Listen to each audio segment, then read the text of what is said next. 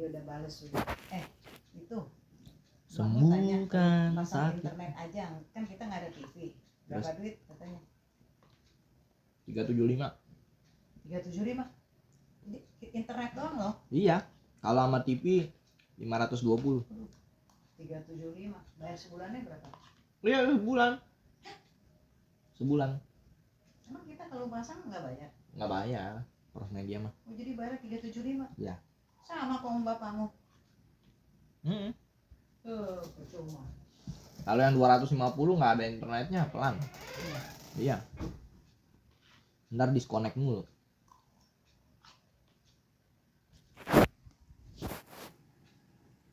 Kira mau ngomongin apaan ini terus? Dulu lagi kirain.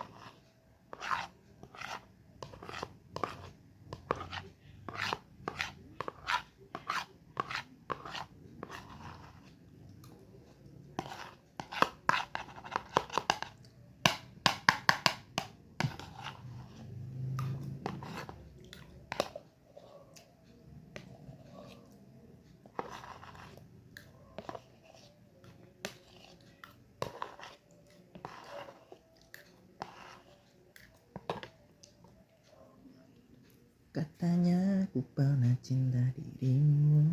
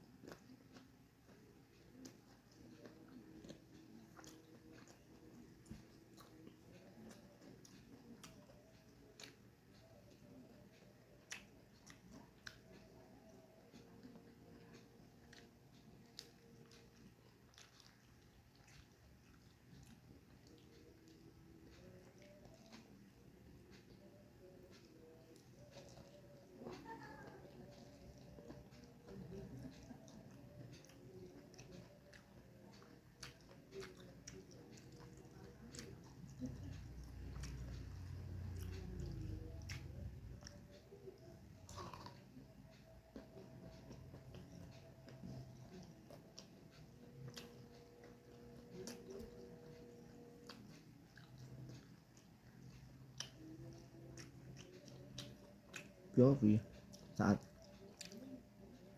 mantan lu masih stalking story hidup lu di YouTube. Bingung dia, kok masih unik aja nih mantan gue ini katanya.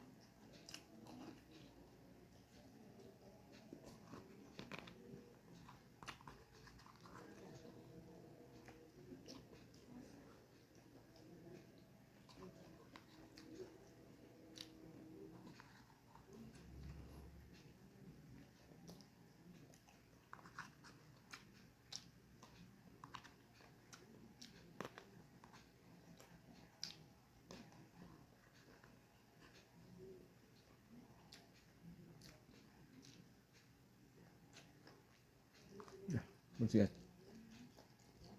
Ini gue udah bersih. Ini cabangnya kita jadiin satu ya guys ya. Diaduk ibu-ibu sampai merata. Dah diaduk.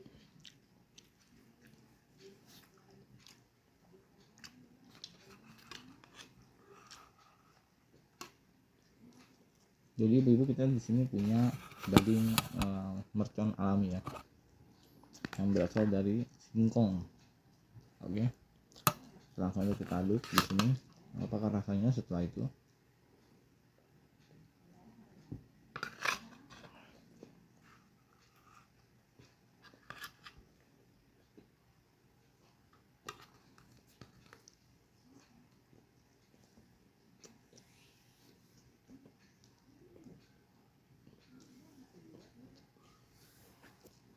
Saya kira ini tidak buruk ibu-ibu, saya kira begitu. Nah, itu sudah seperti yang kita pikirkan ibu-ibu.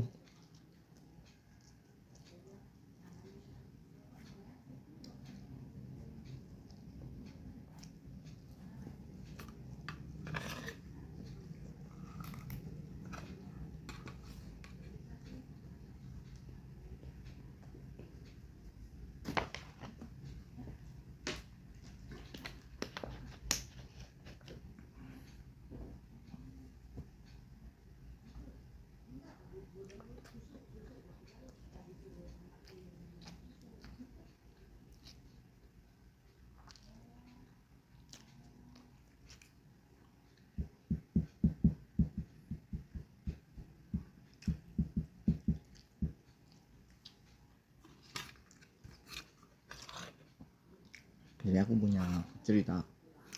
Aku punya paman itu, paman dari kakekku. Dia pernah ngejual sesuatu rumah, sebuah rumah lah ya, sesuatu. Sebuah rumah dia jual, kurang lebih harganya sekitar 2, sekian miliar.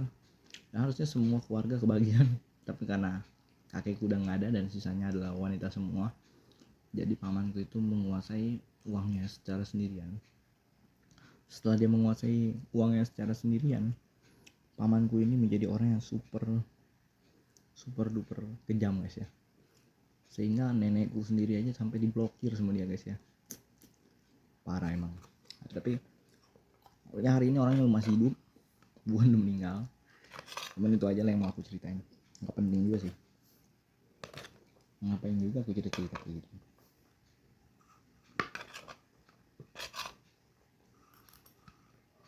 Ini ada lagi paman dari bapakku. Waktu itu kalau kalian masih ingat videonya di episode 38.777, aku pernah bikin video tentang pamanku itu yang mau datang ke Indonesia. Terus dia bilang gini ke aku, tapi saya nggak punya kerjaan, kalau misalnya saya nyampe di Indonesia nanti ngapain kerjanya. Nah terus pamanku ini sebelum di akhir hari hayat ibunya, aku bilang nanti aku bayarin aja ongkosnya, ini kalau datang ke sini nggak usah takut karena nggak nakut-nakutin juga. Jadi datang aja, nanti semua biayanya aku cover, nanti di Indonesia fokus ke mamanya aja. Terus dia bilang ya udah oke deh, saya kirimin Faras ke sana. Terus sampai di sana kurang lebih butuh waktu sekitar 3 harian. Nah setelah uangnya diterima, mereka bisa datang ke sini satu keluarga. Terus setelah itu datang, dan nggak lama mamanya benar-benar meninggal, yakni nenek saya sendiri dari papa saya. Terus dari nenek dari papa saya sudah meninggal. Nah paman saya karena nggak ada kerja di Indonesia, akhirnya dipaksa sama semua adik-adiknya pulang lagi ke sana, ke luar negeri ya. Jadi dia pulang lagi, tapi kali ini ongkosnya dia cari sendiri dari adik-adiknya, karena kan tujuannya di sini adalah menantikan kepulangan dari mamanya gitu ya. Nah konteksnya di sini adalah jalan-jalan aja sih dari sono ke sini, dari sini ke sono lagi, dia balik lagi. Nggak lama setelah itu beliau ini ternyata kena sakit stroke ya guys ya. Nah kena sakit stroke, kurang lebih butuh dana hampir berapa ratus juta. Setelah itu dia jual asetnya, dia jual kayanya, kulkasnya pun dia jual ke saya. Dia jual ke saya, tapi karena dari luar ke sini dikirim pasti susah dan logistiknya lebih mahal karena kena biaya pajak impor yang lebih dari 30% dari total nilai harga jual barang bekas. Maka saya memutuskan untuk minta ke pihaknya paman saya untuk menyumbangkan itu ke panti asuhan, dan itu pajaknya 0. Jadi uang yang dikirim dari sini ke sana pun juga gak kena biaya karena memang saya menggunakan teknologi guys, kirimnya menggunakan teknologi yang mana set disulap langsung uangnya nyampe di sana, ya kan, untuk pembayaran kulkas ini. Nah, pada saat dia sudah kita kira sudah sembuh, namun ternyata lain, istrinya malah membabi buta untuk tidak merawat dia. Di sisi lain mungkin karena dia nggak kaya sih, karena nggak kaya, ibaratnya mungkin udah nggak jaya lagi lah, bukan nggak kaya lebih tepatnya. Nah, karena udah nggak punya kekayaan atau nggak jaya lagi lah ya, udah nggak jaya lagi, dia ini menurut saya akhirnya nyelip nih. Paman saya balik ke rumah yang maha kuasa akhirnya guys ya. Nggak lama, sekitar beberapa bulan kemudian setelah dia meninggal, semua keluarga turut kaget karena memang dari sini ke sana masih sehat, dari sana tiba-tiba dapat kabar sudah meninggal dunia. Ada beberapa hal yang janggal di sini. Mungkin ada beberapa kejadian yang membuat kejadian meninggal ini secara tragis terjadi. Dan disinilah titik dimana diinvestigasinya. Paman saya meninggal, ternyata rupanya anak dari paman saya, anaknya dia bukan anak kandungnya tapi anak dari bawaan istrinya, atau anak, dibilangnya itu anak perselingkuhannya lah ya, anak perselingkuhannya lebih enak ngomongnya ya, perselingkuhannya ya. Itu ternyata sangat kejam kepada paman saya, dan paman saya itu waktu lagi duduk di kursi roda, dia jadi kayak jatuh gitu, terpental, dan itu semua akibat didorong ya. Setelah didorong, orangnya tersebut, paman saya, tidak sadarkan diri. Karena spontan terjadi hal seperti itu dan tidak diberi makan, paman saya akhirnya kehabisan energi, dan di saat itulah paman saya meninggal dunia guys. Jadi gimana ya, boleh dibilang ini adalah suatu hal yang mengungkapkan fakta bahwa mamanya meninggal, anaknya juga meninggal ini. Tapi bukan karena mamanya yang kagak ngerawat anaknya, karena memang mamanya udah tua kan. Nah, di sisi lain, anaknya ini paman saya ini waktu lagi meninggal, keluarganya pun tidak ada yang menyaksikan guys. Sampai katanya dikubur ya, dan disemayamkan, dan sampai hari ini saya pun sendiri tidak pernah datang ke tempatnya guys ya, tidak pernah sama sekali. Jadi berita ini saya dapatkan dari adiknya paman saya, atau dari papa saya juga. Papa saya sendiri juga kan orangnya kepo ya, suka mencari tahu, detektif Conan bapak saya nih ya. Jadi memang bapak saya ini keturunan dari Doraemon kayaknya, saya Shinchan. Nggak bercanda guys. Jadi dalam situasi seperti ini masih bisa-bisanya saya ketawa, nggak bercanda ya. Jadi dalam situasi seperti ini kita bisa memikirkan bahwa paman saya ini kejadiannya sangat runtut sekali terjadi. Namun benang merahnya dapat ditarik bahwa memang benar kalau orang nggak kaya itu memang pasti ada aja yang menyiksa ya. Supaya dia tidak tersiksa, dia harus apa? Kaya raya, jaya sekali. Tapi juga harus berbuat baik juga ke orang banyak, sehingga kekayaannya itu tidak bertumpuk semata-mata hanya untuk dia sendiri, tapi juga dia bisa mendapatkan social safe yang benar-benar bagus gitu ya. Karena dunia ini halayaknya ingin melihat apa yang bisa kita jadiin impact atau dampak dari kita ke sosial di masyarakat.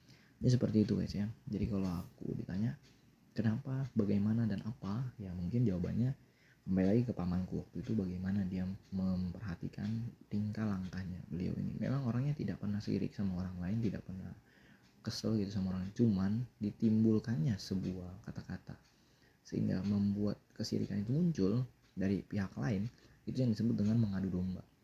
Jadi itu yang harus dihentikan supaya tidak lagi kita tersudutkan, udah tahu nggak kaya tapi malah menyudutkan orang. Ya ini bahkan bahaya guys ya.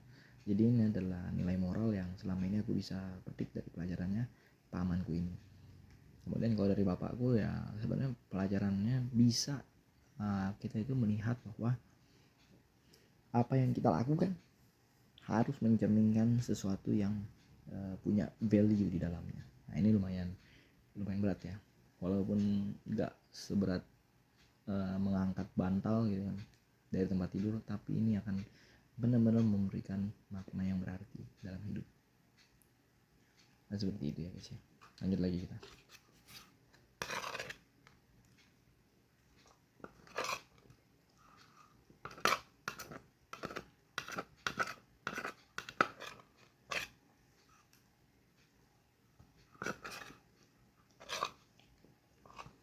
tunggu aja kisah-kisah selanjutnya dari keluarga Cemara.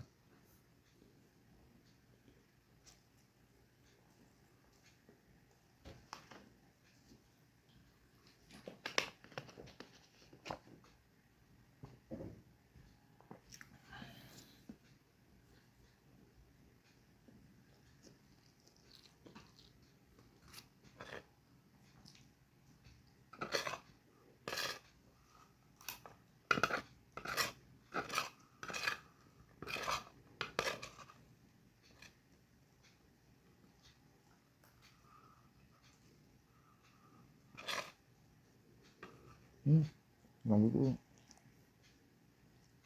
ada yang aneh. Ini ada yang aneh loh. Buatnya sini aku harus gunting lagi nih.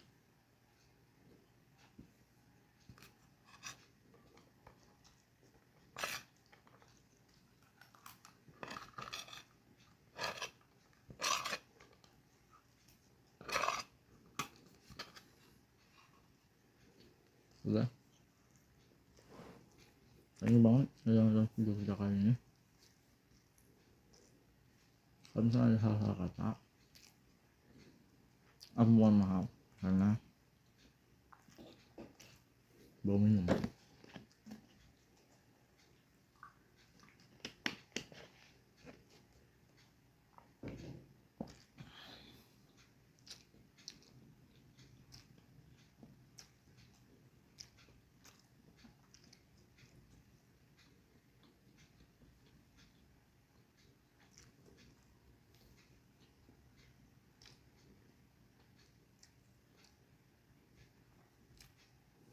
Mana ada barongsai lagi di sini. Aku juga baru nyadar barongsai. Jeng jeng jeng jeng jeng jeng jeng jeng jeng jeng jeng jeng jeng jeng. Oh yes, jadi thank you banget udah nonton video kita kali ini. Kalau misalnya kalian ada merasa bahwa bang ini perlu dikoreksi nih, karena di episode waktu 38.777 nggak kayak gini nih, ya kan bisa kasih di kolom komentar. Karena memang aku yang mengalami konteks kejadiannya, jadi aku sharing aja apa yang menjadi perlakuan keji di luar sana pada pamanku ini. Dan konteksnya waktu itu aku masih teleponan sama pamanku yang notabene beliau itu masih dalam keadaan bisa berkomunikasi, namun setelah beberapa minggu lamanya beliau tiba-tiba kena sakit stroke dan harus jatuh dari sebuah bangku kursi roda gitu ya, dan akhirnya meninggal karena kurangnya energi yang masuk dalam asupan gizi dan nutrisi pada badannya pamanku. Jadi itu yang membuat beliau ini sakit kejang-kejang dan meninggal. Agak nggak masuk akal menurut vonis dokter ini, tapi apa boleh buat, karena memang aku juga tidak ada berada di sana gitu ya, di tempat tinggalnya pamanku ini di luar negeri. Jadi ya apapun yang di konsep dan konsekuensinya yang ada, ya gitulah, apa boleh buat ya.